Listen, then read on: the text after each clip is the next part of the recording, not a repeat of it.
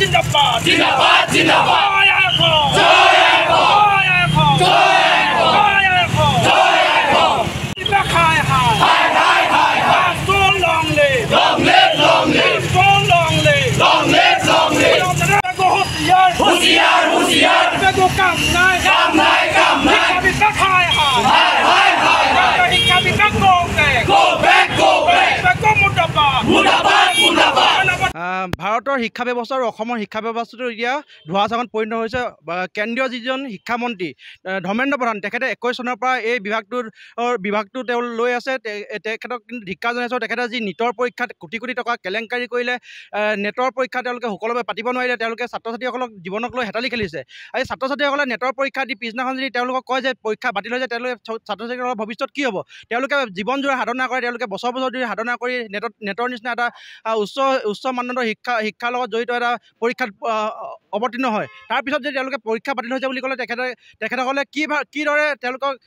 হাৰাশাস্তি কৰিছে মানসিকভাৱে হাৰাশাস্তি হৈছে গতিকে ছাত্ৰ ছাত্ৰীসকলৰ মানসিক হাৰাশাস্তি কৰা এইখন কেন্দ্ৰীয় চৰকাৰ বিজেপি চৰকাৰ ধৰ্মেন্দ্ৰ প্ৰধানক ধিক্কাৰ জনাইছে তেখেতে অতি শীঘ্ৰে পদত্যাগ কৰক তাৰ লগে লগে ক'ব যে যি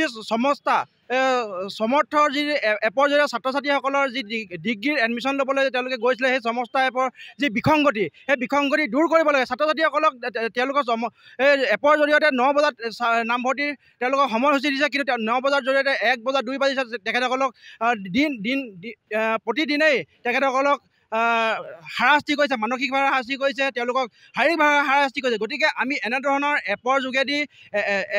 যোগেদি চৰকাৰে যি ব্যৱস্থা কৰিছে আমি বন্ধ কৰিবলৈ দাবী জনাইছোঁ আৰু ছাত্ৰ ছাত্ৰীসকলক ন্যায় প্ৰদান কৰিব লাগে যি নেটৰ পৰীক্ষা বিসংগতি আছে তাৰ প্ৰতি তেওঁলোকে বন্ধ কৰিব লাগে আৰু এইখন বিজেপি চৰকাৰক ক'ব বিচাৰিছে যে অতি শীঘ্ৰে তেওঁলোকে কেন্দ্ৰীয় এইজন শিক্ষামন্ত্ৰী ধৰ্মেন্দ্ৰ প্ৰধানক পদত্যাগ কৰিবলৈ দিয়ক তেওঁলোকক